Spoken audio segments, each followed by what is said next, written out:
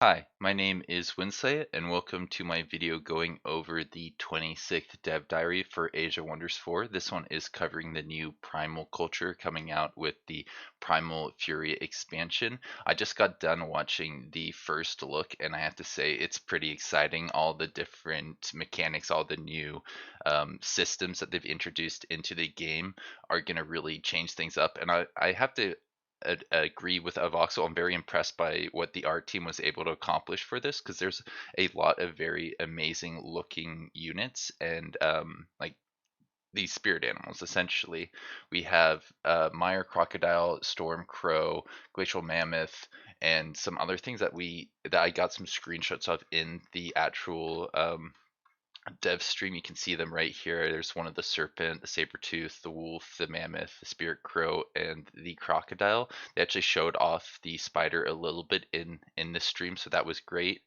It's saying here that basically the Mire crocodile is tied to the nature affinity, so they give you basically nature. The primal thing comes with one nature affinity, and then your second pick gives you another affinity boost, so that's very flexible. That gives you a lot of variety in the way the Primal Fury can, or way the Primal culture can play.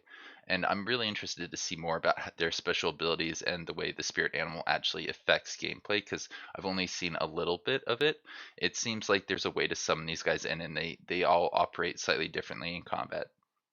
Like for example, the mammoth I think is a charge unit. The spider has a web, and not too sure what the crow does, but maybe we get to see a little bit of that later on. The Mire crocodile is associated with the swamp, which means that when you fight in the swamps, you get some bonuses. Yeah, it says our units get swamp walking, which means they can move through that terrain better. It's even better if it's inside your friendly domain. I think that's two reductions in movement speed or movement points. Next, we get more food from swamp provinces if we take the Mire Crocodile Primal start.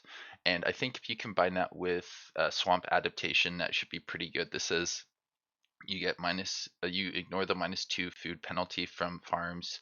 You start in swamps and you can flood the land, which I think means you can make other things into swamps. So I think there's a lot of really interesting synergy between these adaptations and the new spirit animals introduced with Primal Fury. And it might be enough to actually make terraforming a viable strategy. I know a lot of people were using the frost tomes, the ones that come from the shadow affinity, to turn the world into a frozen wasteland where you would basically get extra benefits from movement and all that stuff. But I feel like all the other adaptations, all the other different climates didn't quite, they weren't as powerful. They weren't as comparable to the turn everything into like a frostling utopia, which kind of made sense to me because frostlings were a big part of previous Age of Wonders games. But I like that they're giving you more options. It really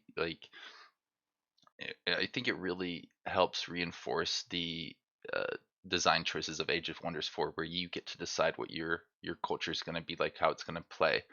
What else do we have here? I don't think there's much else in this screenshot or this screenshot. I think you can see at the top of that there's an animal, and I believe that's the crocodile one, which is pretty cool. You get to see in the stream that they had a spire totem at the top of their city because they chose a spider spirit animal. It says here something about a Mire crocodile den. I think this spawns in um, next to your location. And when they took the underground start in the dev stream, they weren't able to see this. But basically, this says when annexed, you get extra stability. A spirit resides here, and it allows you to get the Mire Crocodile Temple in your city. I'm not sure what that does exactly. It may say something more specifically about that in this text. Dens are special locations. Primal Fury, an annexed ability, give you a temple.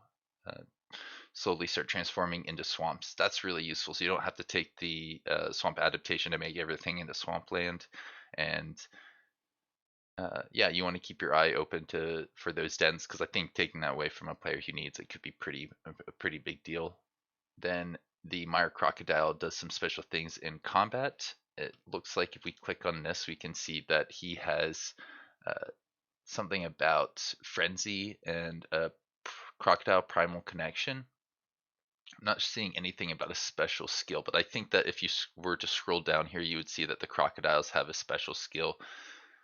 Um, just like all the animals that we saw in the, what was it? I think I saw it on Steam the other day. They had special effects associated with them. I might be able to find that quickly while we're going through the rest of this, but I want to move this over here if I'm going to do that. Moving on to the next thing, it shows the Mire Crocodile's boon, which I think is similar to the mammoth one that we saw in the screenshots.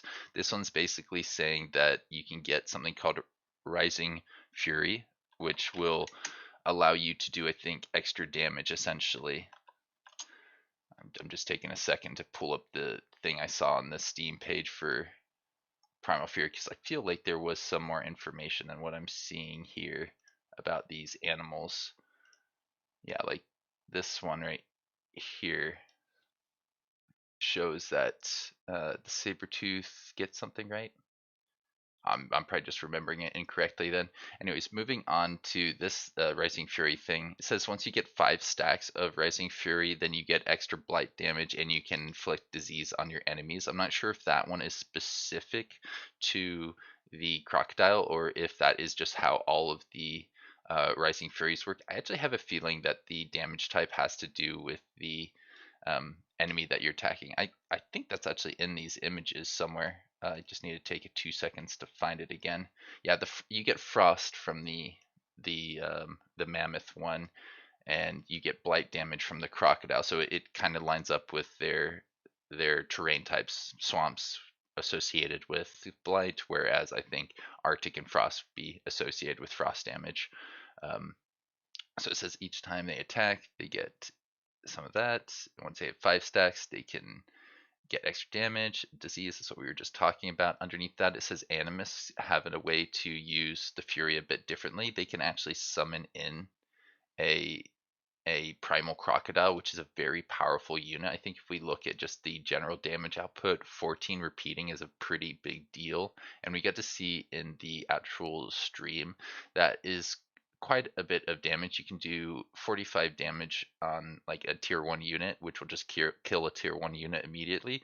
And it looks like they were able to summon that into the backline pretty easily. I believe that may have been through a spell. I don't think they actually used the Animist mechanic to summon in the crocodile, but it wasn't that hard for them to get that up and running during the stream, which was only 2 hours long. I can't remember how many turns they got through. I get only 2 hours. 2 hours is pretty long for the dev streams. So this says primal animals are all tier 2 mythical units and they always have their favorite damage. The example games the frenzy ability. Okay, other ones get different abilities. This one gets the frenzy, which gives them, I think, more damage after they continue attacking. Like every attack continuously increases their damage output.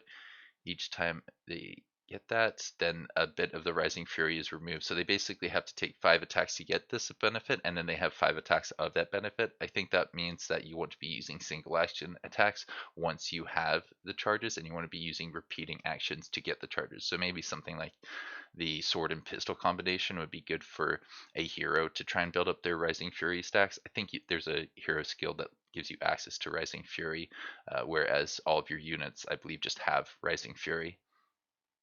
Yeah, you basically saying here that the Animist can summon in a guy, uh, and doing so immediately will use all their actions. I'm not sure exactly what the range is on that. They also have spiritual healing. This heals for 15 HP, but also gives 3 stacks of Rising Fury. Pretty good if you can use Animus on Animist then. I'm not sure if you can use 2 Animus to get a third one's summon up, but I want to play around with that strategy and see if that's actually possible and optimal. Who knows at this point? It's a guess. It's like just theory crafting, right? So 7 spirit animals. We saw that earlier in the screenshot earlier. The crocodile gives you nature, swamp, food, blight damage, and you have disease immunity. Pretty big deal because if somebody takes a poisoned trait, you can counter that with the Mire Crocodile thing, or you can just counter disease from, I think, the Necromancy Tome. I think Necromancy also has the ability to disease units. Stormcrow gives you mana, lightning gives you lightning damage, and I'm not sure what the animal's extra ability is. We get Frenzy on the Crocodile, the Crow must get something like that.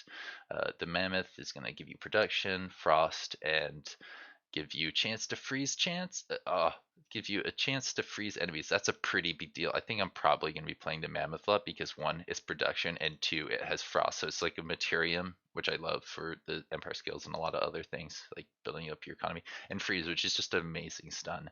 And then we have the sabretooth, fire damage, gold. Okay, gold can be good, and it can pass fire damage to nearby enemies. So that's just like spreading a lot of damage to people in clusters. Seems interesting. We have physical damage, can inflict blind. We have knowledge, can do life steal. That's a pretty big deal. Giving your units life steal will give them a lot more longevity and the ability to take care of themselves in a fight.